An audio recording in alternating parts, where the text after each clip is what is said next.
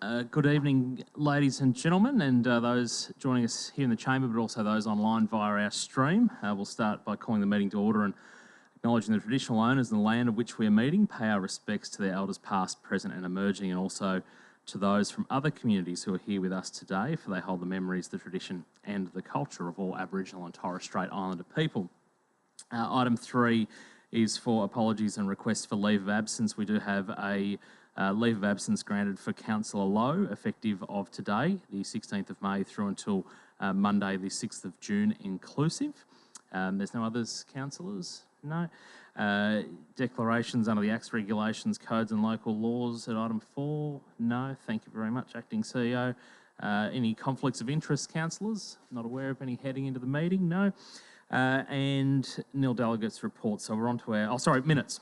Item 6, confirmation of the minutes from the previous meeting held on the April 19th, 2022 as circulated. Somebody to move that they are correct. Thank you, Councillor Hall. And seconded, Councillor Simpfendorfer. Does anyone wish to speak against? Carried unanimously. So, now on to items 8 onwards. 8.1, which has been an extensive body of work, this one, our draft budget for 2022 to 2023, and also our draft financial plan for 2022 to 2023. Through you, Acting CEO, Officer Klein, would you like to introduce the report? Thank you, Mr Mayor. So this budget is the second prepared under the new Local Government Act 2020. It's also the second budget for this council term. A new addition to the process to prepare the 22-23 budget was a period of community consultation undertaken during February and March 2022, where councillors spoke to the community to get a better understanding of what the community would like to see in the budget. Many requests have been taken into account, in particular in planning future capital works. The budget has been prepared on a business as usual basis, including conservative assumptions. In mid-March, councillors were provided with a comprehensive budget pack that included a budget overview of how the pack had been compiled, with draft budget information, including the draft 10-year financial statements, capital budget, fees and charges schedule, and annual operating budgets by business unit. In late March and early April, 4 budget workshops were booked in for councillors to go through the budget pack and ask any questions they had and request financial modelling or alternate scenarios prior to the draft budget being finalised. At the conclusion of the workshops, the draft budget documents presented here have been compiled based on the final versions of the draft financial information provided to councillors, only updated for the March supplementary rates. Some of the key points to highlight in the budget are rates and charges. This budget table at the May Council meeting contains a 1.5% rate rise, which is 0.25% below the state government rate cap of 1.75% announced in December 2021. There is a net increase of $5.50 or 1.6% per residential ratepayer in curbside collections and general waste charges combined, which is aligned to the expected costs of providing waste services to the municipality. The overall change in rates and charges combined will result in an increase of 49 cents per week to the average residential ratepayer. Rates and charges for the average residential ratepayer in the 22-23 budget are $2,040. Council is budgeting for a full program of capital works in 22-23, totalling $30.5 million. This includes $7.5 million of capital renewal works on Council's existing infrastructure assets, $7.85 million for the purchase and upgrade of the Council depot should the option to purchase be exercised by Council, $1.9 million for the upgrade and renewal of the Exhibition Centre, which is fully funded through a government grant, $11.2 million for the final works for Stage 1 of Barranduda Fields, offset by $6 million in grant funds. In addition, Council will look to rebudget approximately $14 million of capital projects. While this seems like a very large amount, there are a handful of projects contributing to this amount, including $9 million for Barranduda Fields, $2 million for the Wodonga Hockey Pavilion, $900,000 for Belvoir Park Playground, and $400,000 for the remainder of the streetlight upgrade to LEDs. These projects have been delayed due to the difficulty in sourcing materials and contractors in the current environment. It is considered extremely important that these projects continue to provide much needed stimulus to our local economy. Operating budgets by business unit have been prepared based on existing levels of service being maintained. These budgets have only incorporated cost increases where there is a contractual requirement for a CPI increase. Council staff have been particularly frugal by maintaining budgets at last year's amounts or less wherever possible. Council's borrowings continue to be paid down and are regarded by the Victorian Auditor-General as being low risk. There is provision for new borrowings of $2.5 million should the option to purchase the depot be exercised by councillors during the year. Additional borrowings of $2.5 million have been included as temporary bridging finance should the timing of land sale revenues be delayed.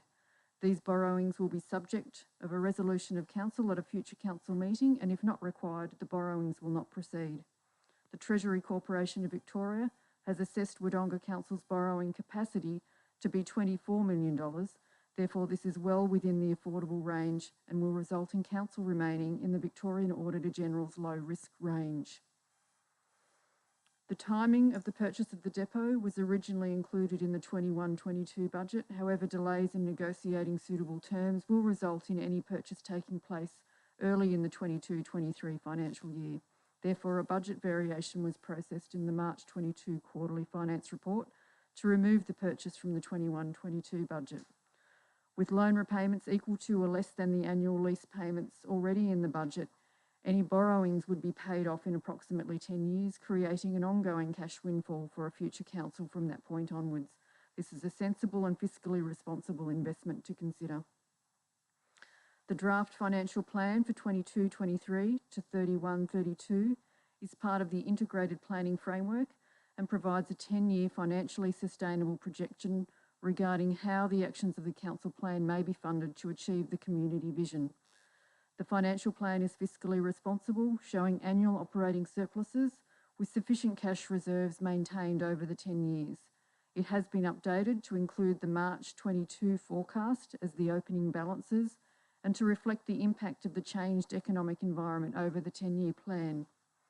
Both of these documents show that Council is in a strong financial position as it heads into the new financial year, following what has been a very challenging period on the back of COVID restrictions, a substantial increase in the cost of construction and volatile economic conditions.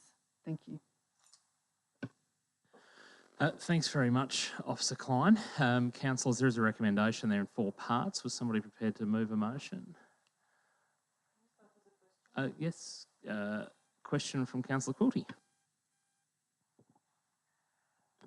Thank you, Mr. Mayor. Thank you, Narelle, for a comprehensive summary and for all the hard work you and your team have put into this.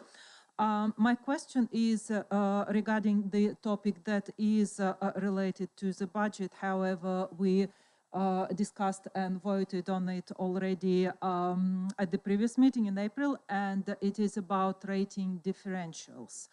As has been mentioned in the executive summary to the budget, rating differentials have been adjusted to achieve a fairer and more equitable outcome, which was needed due to recent revelations. And the outcome, and you have already commented on the resulting rate rises for residentials and commercials. My question is, this, due to the timing that was out of your and your team's control, this revelation has been done in a bit of a rush, and we didn't have as much time as I personally would have wanted to comment and play, and not as much comment to play with these rate differentials. I am thinking on my feet to introduce a motion to review the rating differentials again before we start the next budgeting process for the next year, to afford us time to make sure that we are happy with how the rates, rating percentages are distributed between various types of land. should I introduce this notice of motion in a minute, what difficulties would it present? And when I say before we start next budgeting process, I mean like January, February next year. Thank you. Officer Klein, just before you attempt to answer that question, I don't think we can take a notice of motion. I'll just check with the governance officer. No, it's essentially the item before us that's open for debate. So was someone prepared to move a motion that, thank you, Councillor Simpfendorfer as a mover, as per the recommendation, Councillor Watson as a seconder, Councillor Simpfendorfer. Thank you, Mr Mayor. Look, I won't go over too much more. Well articulated by Officer Klein as to where we are, and I'll just again congratulate her and her team like we did last year. Significant amount of work, fiscally responsible, great community engagement, and I think all councillors have seen that by attending the pop-ups and all the online engagement as well. So, you know, I guess everyone's going to look at the budget and see what's in it for them and what the rate rises are, but the differentials are very complex, and you make one small adjustment, as has been explained to us, it can throw numbers out. So this budget as a whole, I'm very happy with the work that we've all put in as a team across it. As we said, it's our renewables that are very important to make sure that as a city we stay on top of that, but it's exciting times ahead for us, and this budget delivers as best we can on what our strategic direction is and what we want to move forward with as a city. So I'm more than happy to move it, Mr Mayor, as it is, and we'll encourage each and every one of our community members to digest it, take it all in as a whole before making comment or providing some feedback. But I would encourage everyone to make feedback for the 28 days that'll appear there. So, look, congratulations again to Nell and the team. I'm happy to move the motion, Mr Mayor. Thank you, Councillor Simpfendorfer. Councillor Watson. Thank you, Mr Mayor, and I once again won't dwell over the comments and very well noted comments from from Officer Clean and Councillor Simpfendorfer. I will just add that once again, COVID-19 pandemic really made it difficult again for us to put through projects, and again they've come up for this budget period, so that's terrific. And Councillor Simpfendorfer did make comment about community to make comment now on this budget, and make wodongayours.com.au is really an important way of doing it if you can't do it any other method. And a pretty important date is the 13th of June for that cut-off, so that it can come back to us. But I think having that first lot of pre-community briefings with us as council and councillors was really terrific this year, Mr Mayor, because it got the ball rolling, and we're all had a little bit more time, I believe, to review the great work that the accounts department put this budget through to. Thank you, Councillor Watson. Councillor Hall. Yes, I concur with what others have said regarding the feedback. We started the budget early and we went out to the community beforehand to get feedback on what we should include in our 2022 budget. I think it was very productive and a positive action the council initiated, and the feedback was very good amongst those in the community who came along to our workshops and participated.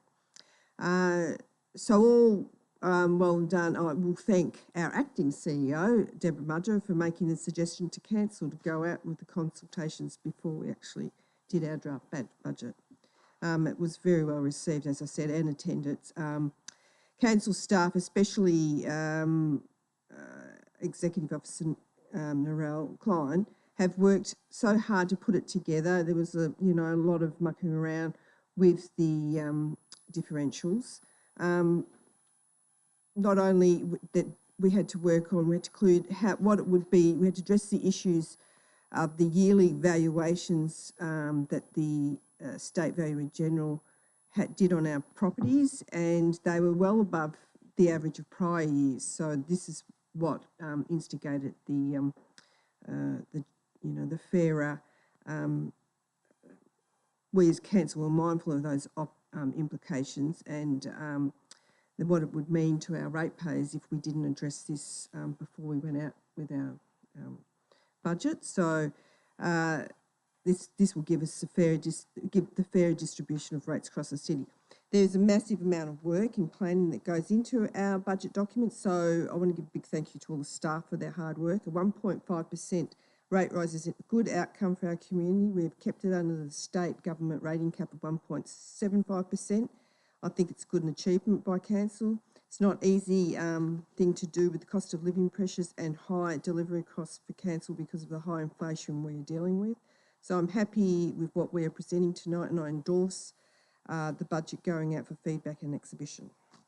Thank you. Thank you, Councillor Hall. Councillor Mildren. Thank you, Mr. Mayor. From where I see this is the best budget process that we've been through and outcome that we've had in the 5.5 odd years that I've been on council. I go a bit further and say I congratulate our acting CEO and her staff in the way that this process has been put together from the beginning, and in the way that we've actually engaged with councillors in the process, and that the genuine opportunity for input that councillors have had through this process, and probably more importantly, the way we actually went out to the public and engaged the public with a well-structured, well-thought-through process that brought people into this budget process that I think many have never been in the process before. We've had capital projects and other projects that we probably wouldn't have picked up on that have come into the process because of our consultation. We've come out of this with, I believe, the strongest budget that we can get in the circumstances. Doesn't mean we can't improve, but it is the best that we could come with at this present point in time. We've actually had to do this with the massive growth in property valuations and so on that have happened across our municipality, and the inequities and things that were generated as a direct consequence of those things. We've had a situation where if we hadn't have taken action immediately and dealt with the differentials in rates, we would have had some distortions and some pretty serious increases in rates in residential properties.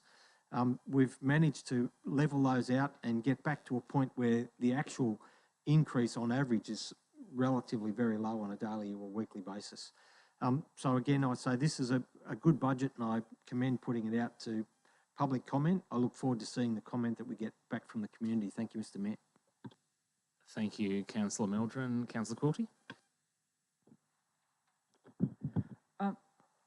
Thank you, Mr. Mayor. I hope to still get an answer to my question earlier, if possible. However, I would like to speak briefly to the budget. I see this time of the year as the time when, as an accountant as well as councillor, I do earn my keep a little bit.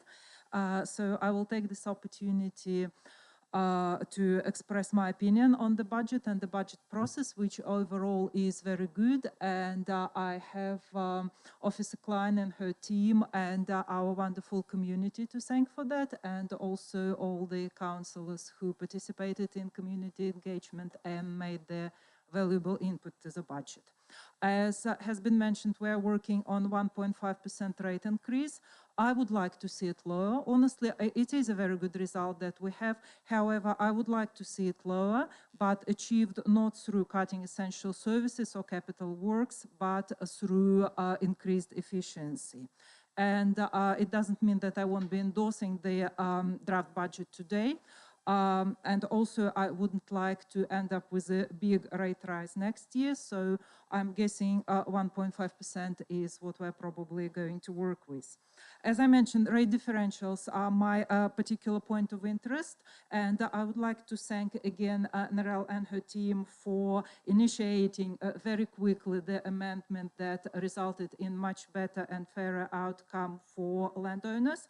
However, I'm not completely happy with the result that we received for commercial occupied rates and industrial occupied rates. They're not too bad, but I think we could do better. And I think so because I believe commercial and industrial rates, when they're low, aid economic growth, which in turn helps and translates into achieving other objectives in the council plan. It's hard work to get it right, and I hope that we will be able to dedicate more time to it in the future. I again, would like to thank the community for participation. We had 300 community members participating in the budget consultation process.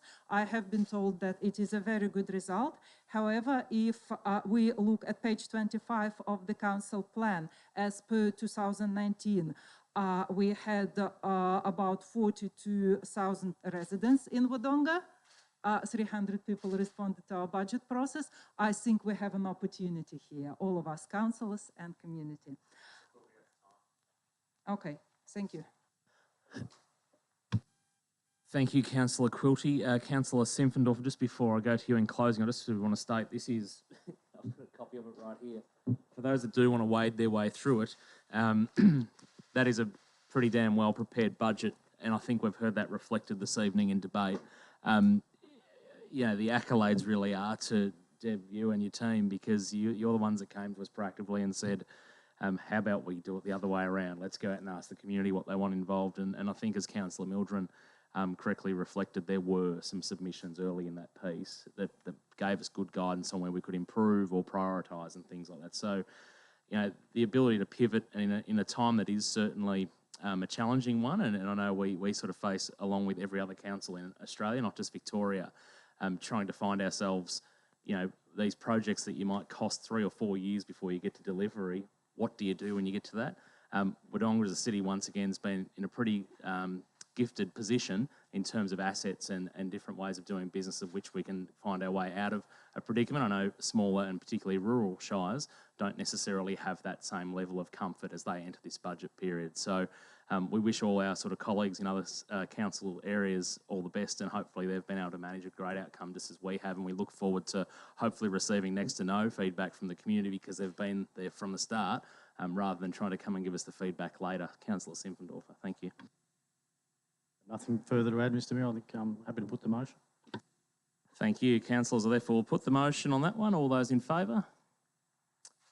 No one against, so carried unanimously. Thank you very much. Item 8.2 is our council plan 2021 to 2025 as adjusted in the document tabled. There is a recommendation there for you, councillors. Would somebody like to move a motion? Anybody?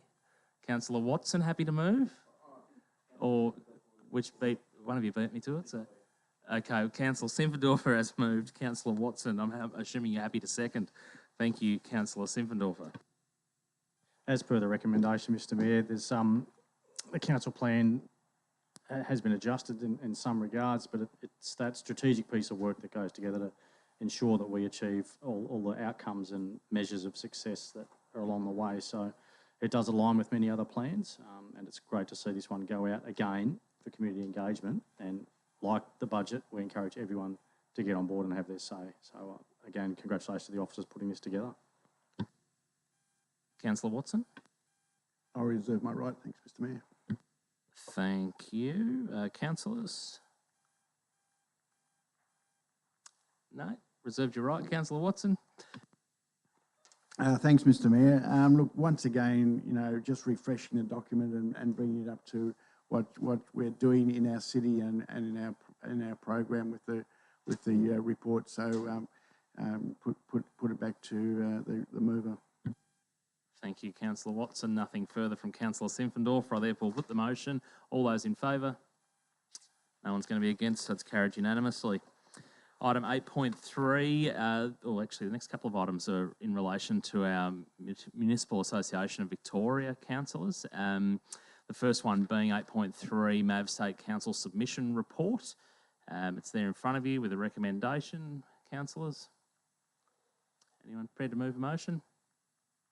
Thank you, Councillor Watson, as per recommendation. Okay, I've got it, yes, that's fine.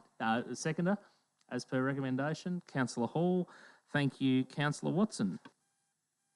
Thank you, Mr Mayor. And just for a little bit of background, is I think we as a council group or council group of councillors have always thought, you know, the worth of MAV, and I think we've always said, well, it's better to be in it than out of it, but we should also be in it to start to be progressive and putting motions forward and talking about the state of MAV of where we're up to. So I'm very happy that we have three areas that will go back to council, which is public land, roadside mowing and affordable housing, which really affect our own council very much, particularly the roadside mowing where people do see along our super freeways. So I'm more than happy for this motion to go forward. Thank you, Councillor Watson. Councillor Hall? Look, I don't have much to add, but as Councillor Watson spoke about, it's important if we want to make changes or get support of our other councils in regard to, say, the road mowing on the entry into our city via the Hume Freeway, we need to put things across. We need to submit, our wants across or our needs that across to the MAV, and hopefully they'll pick those up and move forward with them. Thank you, Councillor Hall. Any other councillors? Councillor Mildren? Thank you, Mr Mayor. I find it a good thing that we're actually taking an involvement in the MAV. We've probably been in the back seat, if you like, with the MAV for some time. And whilst the issues that we've raised here are of importance, I think it's more important that we actually get active and be involved. If we're going to pay our money to the MAV annually to be part of it, then we should be taking up the opportunities that are presented and try and influence the things that happen in local government across the state through this process. The affordable housing incentive, whilst I support the concept, I'm concerned that we end up with another series of layers of regulation to try and force affordable housing to be incorporated into residential estates.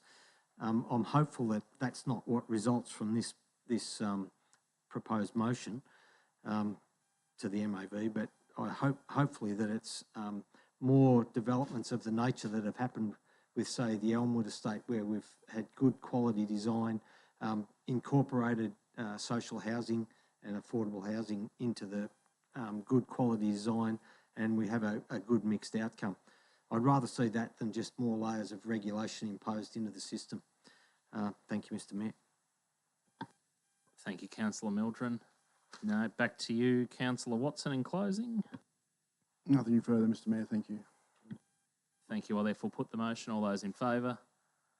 There'll be no one against, so carried unanimously. Item 8.4, again, around the MAV membership, and I guess the directions paper of which each council of the 79, or at least those of the 79 in Victoria that are members in total, all of them, are all putting forward their thoughts on the directions paper, and councillors, we've been given the chance to individually put together our thoughts on what they were suggesting or recommending the future of MAV look like, and we've had the chance to respond to that. There's a recommendation there with the attached report. Somebody like to move a motion? Councillor Simpfendorfer, thank you. Have we got a seconder as per recommendation? Yeah. Seconder, Councillor Hall, thank you. Councillor Simpfendorfer. Mr Mayor, as is articulated in the report, it's pretty self-explanatory that we've been asked to review the MAV rules. Everyone's been afforded the opportunity to digest that and provide some feedback. So I guess that the draft that will go to MAV on behalf of us as a collective is there to be read, and it's great that we're getting on the front foot, not only with the rules review, but obviously submissions as with the previous motion. So probably not much more to say on the topic. Thank you. Thank you, Councillor Simpfendorfer. Councillor Hall. I don't have much more to add, except for the fact that it's good to be proactive in this space. If you don't give your submissions, then you're not in that space. So, yeah. Thank you, Councillor Hall. Councillors? Councillor Mildren. Thank you, Mr Mayor.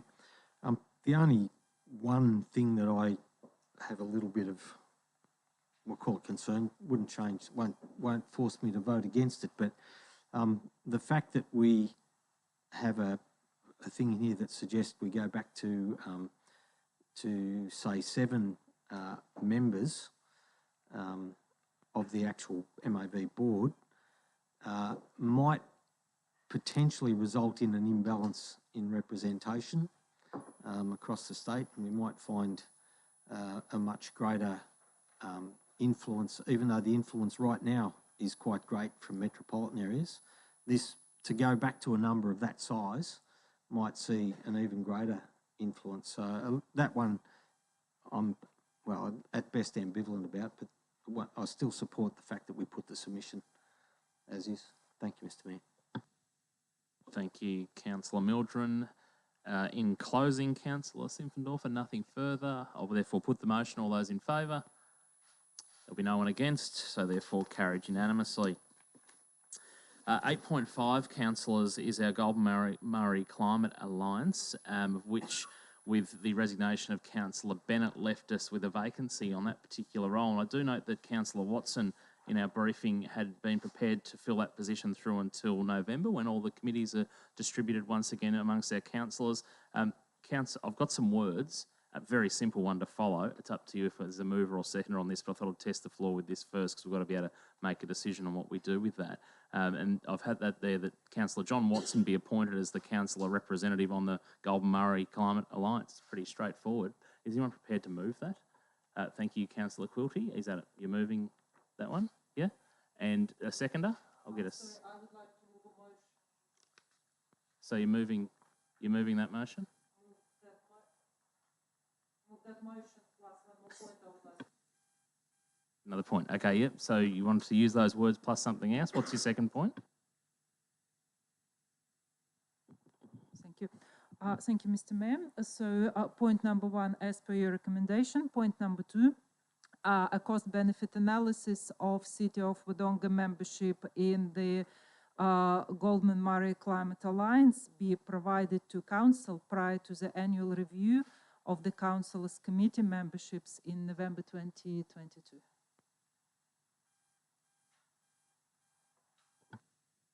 Thank you, Councillor Quilty. Do we have a seconder for that motion? Thank you, Councillor Mildren. Councillor Quilty, would you like to speak to that?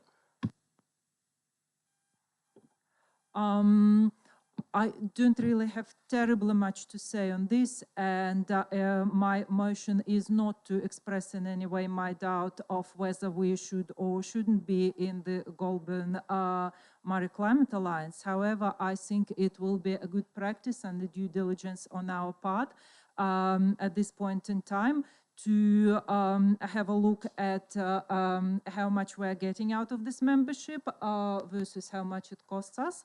I believe it's a good practice for any memberships. We have had lengthy discussions about MEV. I think we could do this one as well. Thank you. Thank you, Councillor Quilty. Councillor Mildren? Thank you, Mr. Mayor. In the first instance, I support Councillor Watson because I think he will be well aligned with the project and understand what it's all about and fit in with the purpose of the organisation. And in terms of the assessment, I think it's probably good practice. Perhaps we should extend this to some of the other things that we're engaged in membership of over, perhaps not annually, but certainly regularly.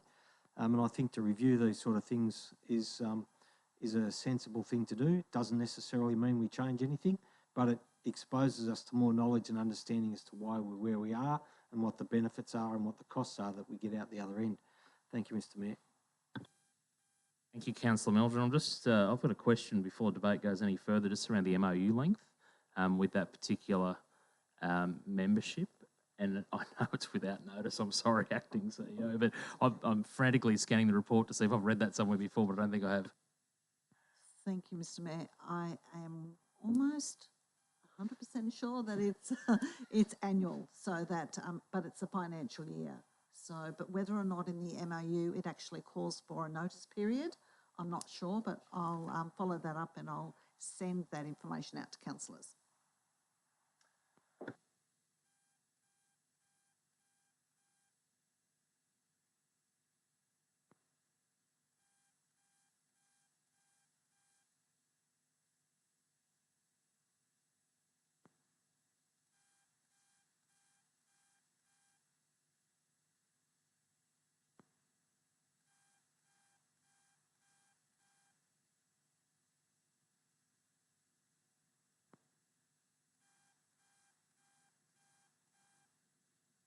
Notice period. Thank you. Sorry, folks, I was just getting some advice from the governance officer around how that motion would impact the current MOU if there was any upholdings within that. So we'll continue the debate on that motion. So thank you, Councillor Mildren. Other councillors? Councillor Hall. Look, I support Councillor Courtie's amended motion. I think there's no harm in doing that, and I would be interested myself to know where we stand with that. So, yeah, okay, I'll support that. Thank you, Councillor Hall. Councillors? Councillor Watson?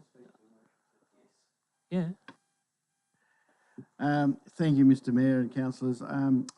During Councillor Bennett's maternity leave, I filled in for one extensive Zoom meeting, and the knowledge that I put forward to them, I had a number of phone calls afterwards. So I think I've got a connection with some of them already. So I'm more than happy to be on that for that period of time. That's up to November or whatever, and then we'll review it. Thanks, Mr. Mayor.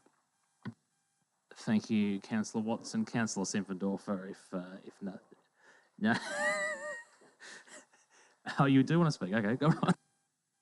Probably just a question and not having, look, I'm not against at all of reviewing and looking at these memberships. I think that's, as has been well debated here, that it's good practice and good governance. So I guess if we've done this before through you, Mr. Mayor, like what's the cost to us, the cost of a cost analysis, and what's the timing of it? Like, I guess, what's the parameters of, have we done this before and what's involved? Because other than looking at what's the cost of the membership and what are we getting out of it as a councillor group, probably doesn't need to be too in-depth, I wouldn't have thought. Thank you, Councillor Simpfendorfer, Acting CEO. Through you, Mr. Mayor. I think that the cost-benefit analysis can be undertaken in-house, and I don't think it needs to be, a really deep dive into that. I think we can do a bit of a review.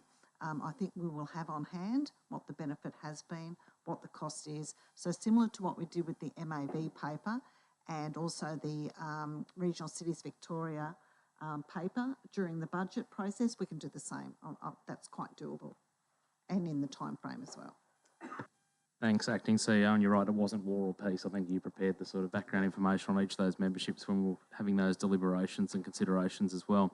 Thank you, Councillor Simpfendorfer. In closing, Councillor Quilty. Thank you, Mr. Mayor, and thank you everyone for the debate. I support Acting CEO's suggestion that it should be done in-house and similar to the deliberation we have done before. Not an extensive in-depth analysis, however, a reasonable in-house analysis with information we have on hand will serve us well. Thank you. Thanks, Councillor Quilty. Councillors, therefore put the motion. All those in favour? There'll be no one against, so carried unanimously. Item 8.6 is the draft asset plan, another substantial bit of work conducted over many months, so councillors would need to perhaps cast their mind back to which month it was that we had our workshop on that particular part in one of our strategic sessions. Councillors' recommendations there around popping it out for public exhibition. So have we got a mover? Thank you. As per recommendation, Councillor Mildren, seconder. Thank you, Councillor Hall. Councillor Mildren. Thank you, Mr. Mayor. One of the most important things, probably maybe even the most important thing that we do outside of the budget and the CEO employment is managing the city's assets. And to get plans and procedures and things in place to do that is a pretty sizable and detailed task. We are never going to get it perfect. I don't think if anybody says that we will, they'd be kidding themselves and kidding anybody that's talking to them. But what we've done here seems to be across the vast majority of issues. The thing that I find most important about it is it supports and strengthens the asset renewal processes that we need to do and the management and maintenance processes that we need to do to ensure that the assets that we do have in the city are not overlooked or allowed to run down, but we've got a plan in place that methodically deals with them annually and sets out over the longer term when the maintenance regimes are necessary and what aspects are required at any given points in time.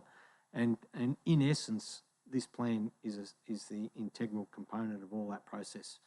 Thank you, Mr. Mayor. Thank you, Councillor Mildren. Councillor Hall? Yes. As summarised in the report, Wodonga Council's current infrastructure assets are valued at over $728 million. So it's a large sum of money, and I believe it's important that our assets are listed and documented. An asset plan is vital so we can keep our assets maintained and functional going forward. The draft asset plan provides a strategic framework of documents which aim to demonstrate how our council will manage its assets over the next 10 years and will be incorporated into our financial plan, annual budget and long-term capital plan. I think it's a good plan, and I think it's well detailed, and I support the asset plan being endorsed for public exhibition tonight. Thank you, Councillor Hall. Councillors? Councillor Mildren in closing. Thank you, Mr. Mayor. Put the motion. Councillor, put the motion. All those in favour? There'll be nobody against, so carried unanimously. 8.7, the petition received and now the report accompanying that for the Waves opening hours. Councillors, there's a recommendation there for 8.7. The two-part recommendation. Would somebody like to move a motion? As per recommendation, Councillor Simpfendorfer. Have we got a seconder? Thank you, Councillor Watson. Councillor Simpfendorfer. Yeah, Mr. Mayor, it's pleasing again to see that our community gets involved to the level of putting the petition forward, and thorough review has been done, but the feasibility, I guess, it's come around for year-round operation of that is not probably in the best interest of us at this stage, and that's why I'm happy to move it. The evidence is there, whilst disappointing that we're just not quite there as a city to be able to sufficiently sustain that all year round. It doesn't mean we won't be able to in the future or with another plan or other assets, but right now as it stands with the evidence before that, it's not something that's feasible for us for a year-round operation. I do feel for the petitioners there, but that's unfortunately where it's landed, and I'm pleased to see in the recommendation that they'll be advised of that decision of council. Thank you, Mr. Mayor. Thank you, Councillor Simpfendorfer. Councillor Watson. Mr. Mayor, once again, we have a fantastic asset in our city, but unfortunately, due to our climate and winter time, the expense to actually heat it through those winter months in an open air situation is not feasible at this such time, and it's good to see that we could review it at another time. But I know there will be a few swimmers that will be disappointed with this action. However, we still have the leisure centre for them to swim in, and there's some other private centres in Wodonga that they can swim in. But I think it'd be nice to know that we can review it from time to time, and if another development on that side occurs, we could make it so it might occur. Thank you, Councillor Watson. Councillor Hall.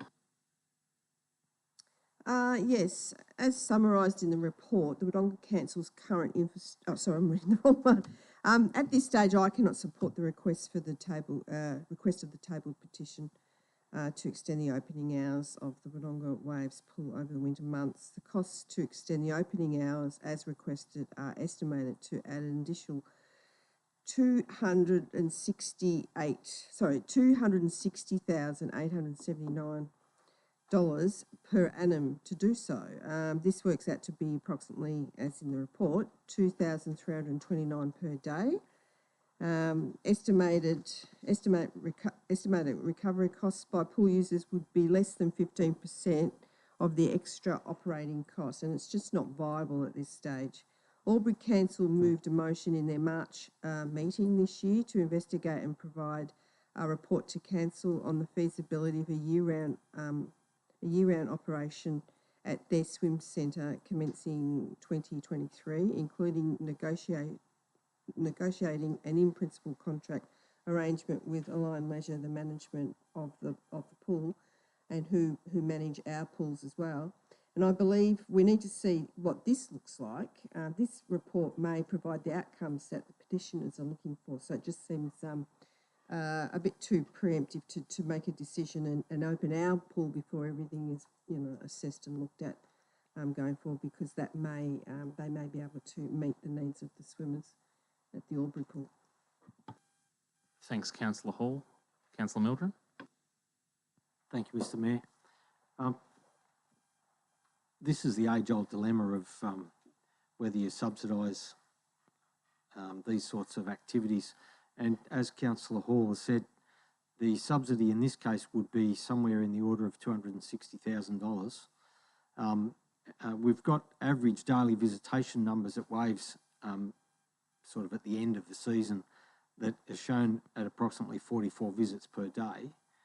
Even if you round that up to 50 visits a day, once the pools, if you decided to open the pool throughout the year, you're looking at about $46 or better than $46 per person, actual cost per day.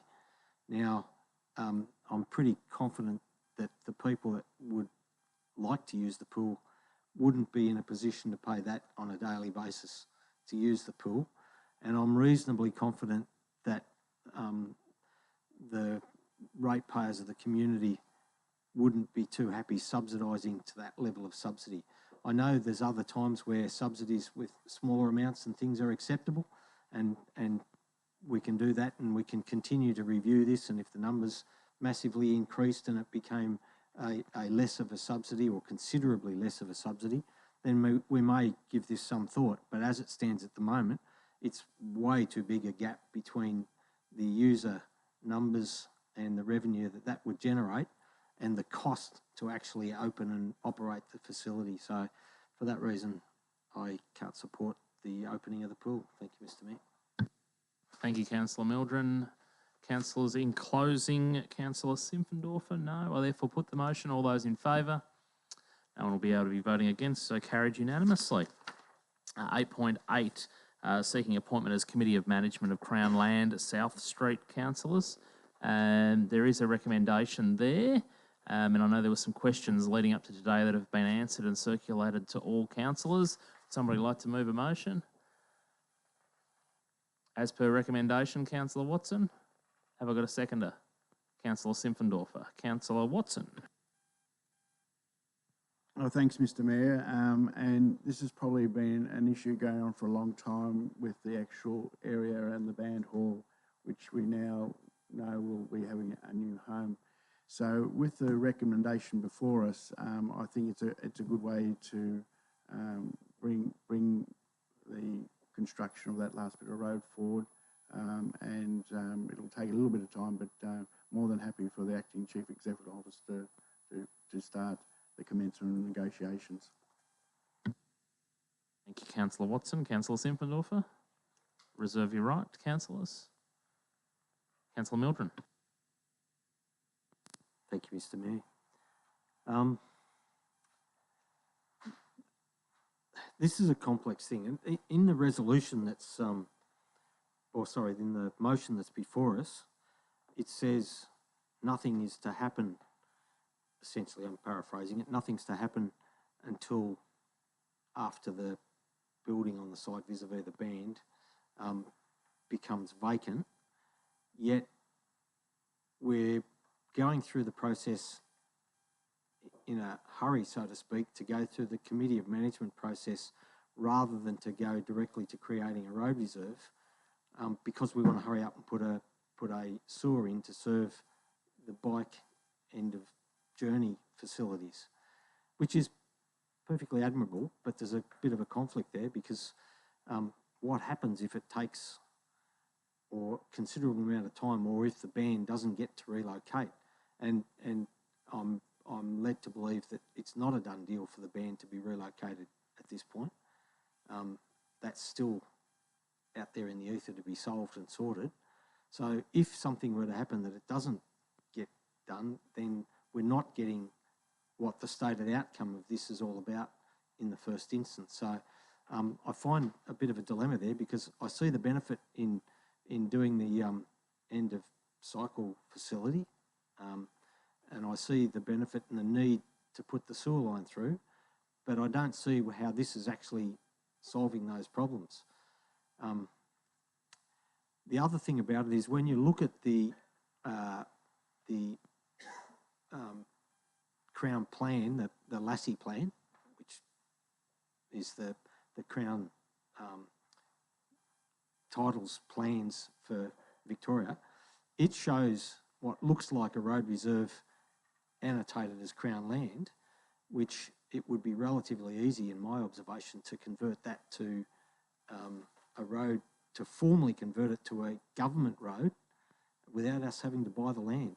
So there's a whole range of questions that I still have that are, sort of juxtaposed to one another. I see the benefits and I see the good value in doing what we need to do to get the end of cycle track there, but I see so many loose ends already or still hanging around at the other side that I just think this is either premature in doing what we're doing at the present moment, or I feel that we could do a bit more work on this and find an alternative and perhaps better solution that might get both aspects dealt with now and facilitate, even if the ban does have to remain there for a period of time, that can still happen with the rest of the work still being done. Thank you, Mr. Mayor. Thank you, Councillor Mildren. Councillors? Councillor Quilty. Thank you, Mr. Mayor. Question, please. Acting CEO, perhaps, are you aware of any issues the band might be experiencing with relocation? Thank you. Through you, Mr. Mayor. Sorry, the coughs. Well, as based on our last conversation with the band and with Wodonga Secondary College, we were led to believe that they were close to signing an agreement with Wodonga Secondary College to relocate down there. You will have known that I think it was the last council meeting we made, councillors made a resolution to contribute $80,000, which was what we were being asked to enable that when they did move, that they could, finish the area that they needed off, because the funds fell short to be able to deliver completely on that. So councillors made a resolution to provide that $80,000. We haven't had any further conversation that would indicate that's not the case, but I'm happy to follow that up and see whether something has changed between last council meeting and now, because that was the request that we had from the band.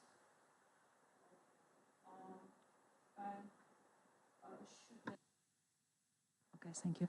Should there be any issues, if this resolution goes up today, is a situation possible where the band is moved from their current premises and then left homeless? Because the resolution says that we will proceed once all the buildings are allocated. Should the band require more time, will they be afforded this time under the current recommendation? Through you, Mr. Mayor. I will defer to Officer Panagopoulos, but my understanding is that becoming the Committee of Management allows us to put the sewer line through. It doesn't mean that they would have to vacate that parcel of land. My understanding is we can do both.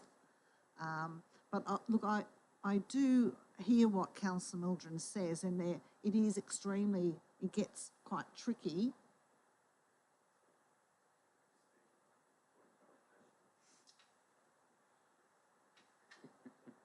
Oh, sorry. Councillor Mildren, you want some more clarity? Thank you, Mr. Mayor. The second part of the motion is that the agreement to become the Committee of Management only take effect once all buildings at the site have been satisfactorily vacated.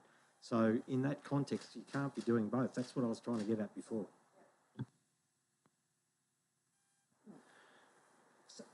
So, Acting CEO.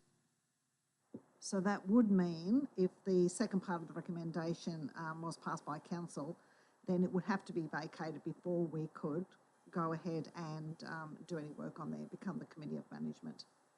So we wouldn't be able to put the sewer line through. But the second point of the recommendation does, yes.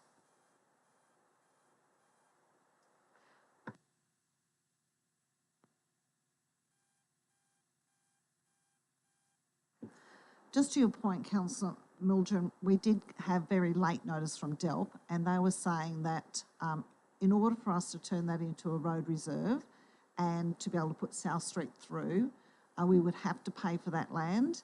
And the reason being that they said they can parcel that up as one parcel of land because they own the land that abuts on both sides, and they would not move from that position, that we would have to pay for it. So I think if councillors agreed, we can take this report away and do some more work on it.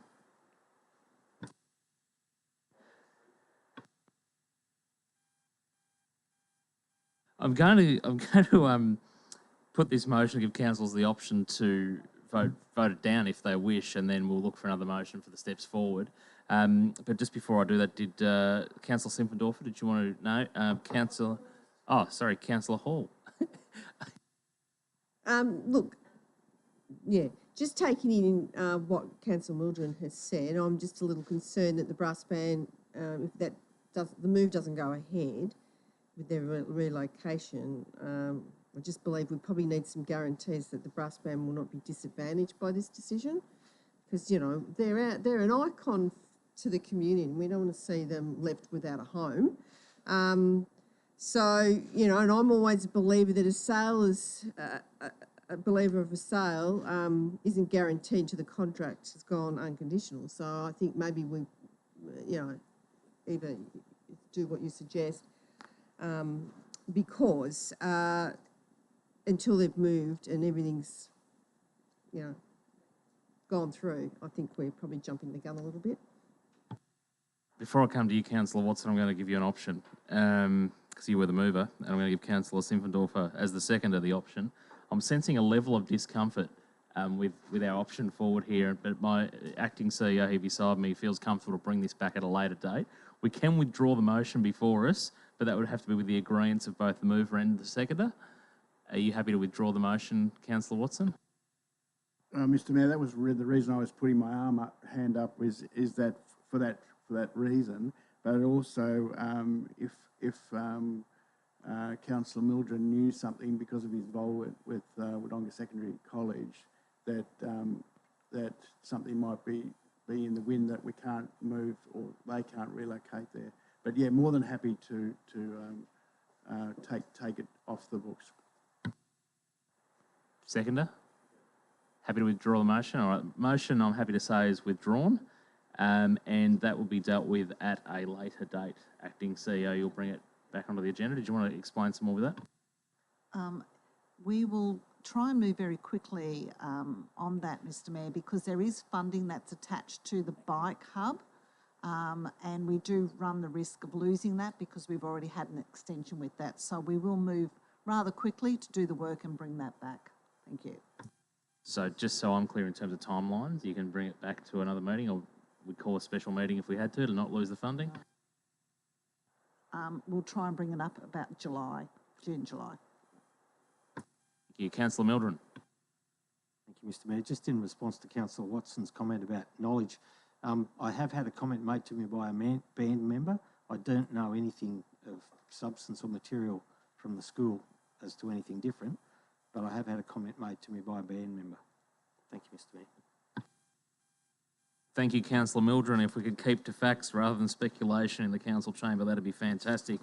Item 8.9 is the Wodonga Senior Citizens Centre redevelopment, the feasibility scope. Thank you, Acting CEO, for you and your team bringing this back before the councillors as per a resolution. Does somebody wish to move? There's a recommendation there on item 8.9. Somebody like to move a motion as per recommendation, Councillor Hall? We got a seconder.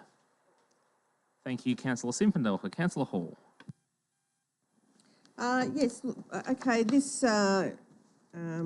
Wodonga Senior Citizen Redevelopment feasibility scope Council approved back in the March Council meeting, it was a $200,000 for the feasibility study. And it was to undertake a feasibility study for the redevelopment of the Wodonga Senior Citizens Centre. As discussed in the March Council meeting, a report and noted that the existing venue is tired, old and nearing its use-by date. Council asked for the scope of works to come back to Council before going out to tender. I'm happy with the scope of works, and I'm happy for it to go out to be endorsed and go out for tender to commence. And it's, I think I'm looking forward to seeing what, you know, what will come of it, because it's something I've got a little bit of an interest in with the senior cits, and I think, you know, they're pretty quiet on a whole, and they probably deserve, you know, a good building to, you know, with the ever increasing number of senior cits in our community. I think it's, as I was saying, it's really probably needed. It's better to get on the front foot before, you know, it becomes a dire situation. So yeah, I support it. Thank you, Councillor Hall. Councillor Simpfendorfer. Yeah, really quickly, Mr Mayor, we saw, I think it was only a few weeks ago now, Senior Citizens Week, and how engaged that was and how great it was for the community. So probably good timing for this feasibility study to come on the end of that. So you know, pleased to see that come through. And like Councillor Hall said, they're somewhat quiet around town, but does not mean that that's not important. And we make sure that they're looked after as best we can from a council point of view to see what the needs are and what a possible redevelopment or bringing that vibrancy and economic impact to our city can be. So, yeah, really happy with this coming forward. Thank you. Thanks, Councillor Simpfendorfer. Councillors? No. In closing, Councillor Hall? No. All right, therefore put the motion. All those in favour? Carried unanimously.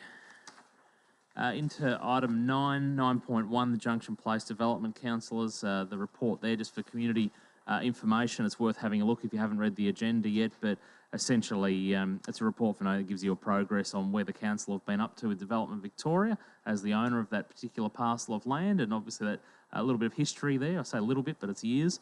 But it's really to be received and noted. So do we have a mover for that? Thank you, Councillor Simpfendorfer, seconder. Thank you, Councillor Watson. Anyone wish to speak against? Councillor Mildren, question. Okay, go for it. Let's go for Councillor Simpfendorfer first as the mover. No, as per the report, nothing further to add. Thank you. Councillor Watson. Deb, thank you. Councillor Mildren. Thank you, Mr Mayor. I'd like a bit of clarification. I might be misreading things here, but the way the paragraph that commences in response to the workshop with councillors also identified that a more formal approach should be taken with regard to the collaborative effort of DV and the council, and in order to address this aspect, a form of governance group will be discussed within the next 2 weeks. This group is intended to meet on a regular basis and have a formal report back process to the councillors and the community in general. My understanding when the meeting was held, and the use of the term workshop, I think is a bit over the top, but I think it was more a meeting with DV. In that meeting, my understanding was the governance group was to consist of, in essence, councillors and potentially members of the community. When I read this, I see it as being open to being an officer group that reports back to the council. If that's not the case, then happy to accept that. Councillor Mildren, we'll get an update from our acting CEO, but I think this is pretty much the update where we're up to at the moment. Is that right, Deb? Through you, Mr Mayor. The DV has been talking to us and I think to the community groups around having a reference group for the community, but meeting with councillors formally on a regular basis, and that will involve some council officers, and we will then take the minutes and bring that back and report it back to a report to the council so that the community can have a progress report every, well, I think the suggestion was that we would meet every month, but if we didn't have anything to meet about, then we can meet every 2 months. But we were to sit down and have a look at what that governance group might look like and have a conversation with For example, Ballarat Council, that DV has got some governance groups there that govern some of those precincts. So we would have a conversation to find out what could it potentially look like, and then get the agreement of councillors and then start those formal meetings.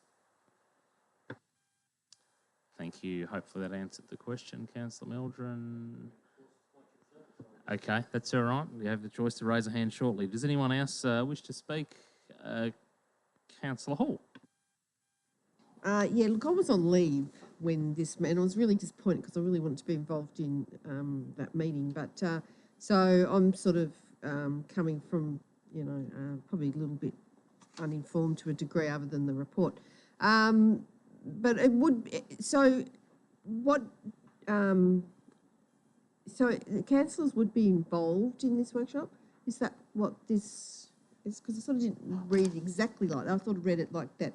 I felt like there was a council staff and then they'd report to councillors. So it's actually councillors involved in that committee. Through you, Mr. Mayor. I think what it's referring is to the workshop that we had with councillors while you were away. Well, meeting, workshop, that's what we had. And what we took away from that was that we would go away and have a conversation, a meeting with DV to look at what are some potential governance groups. I think what DV made a commitment to was that they wanted to formalise the meeting with councillors so that councillors were updated but were part of the conversation. They're still to develop their consultation engagement plan with the community. They have met with the community and they're happy to more or less co-design it with the community so that the community's on board and with DV and working together around what is the community's aspiration and vision, what are their concerns, what are the non-negotiables, that sort of thing. So they're going to, in the last quarter, I think it is, of this year, run a whole consultation process with the community. But in the meantime, they want to really look at, well, how do we formalise councillors' involvement, you know, in the process with DV. But there needs to be some way that we can report back through this forum about the outcomes of those meetings. Thank you for the explanation. Thank you, Councillor Hall. In closing, Councillor Simpfendorfer. Yeah, really quickly, I think that comes back to that word intent again for me. It's, you know, the intent here is to make the process, make sure it keeps having traction. We keep getting things moving forward and not going stale and formalising those processes and having this come back for our community in this form of a report for noting so our community can see it in black and white, where we're up to, what's going on. So I think all parties coming together was great, whether it's a workshop or a meeting or whatever we want to call it. It was very engaging, it was very positive, and I think it's good to see that our community is still just as passionate about that, and we encourage that.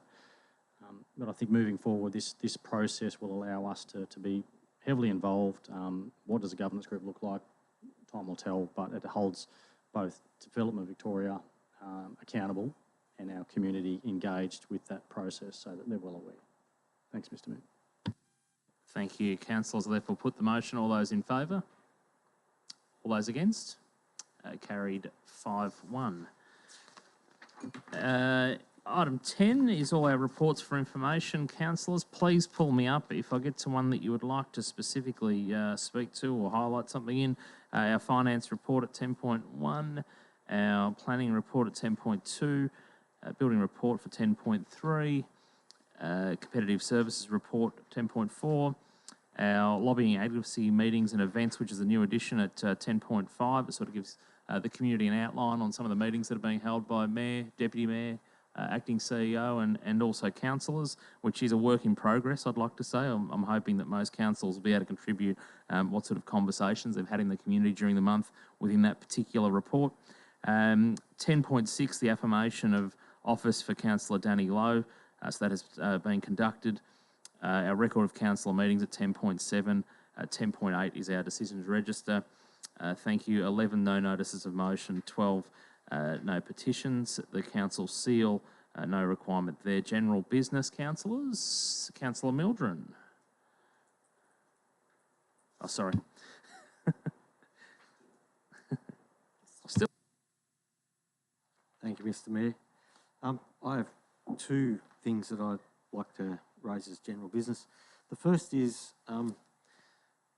although I think our expectation was that we wouldn't receive any positive feedback in relation to the roundabout at Thomas Mitchell Drive and Chapel Street, I have received one phone call saying thank you very much to the council for a job done, well overdue, and happy to see the result that's been done. So I think that's a pat on the back, and if they could pass that through to the various staff members that have done the right thing.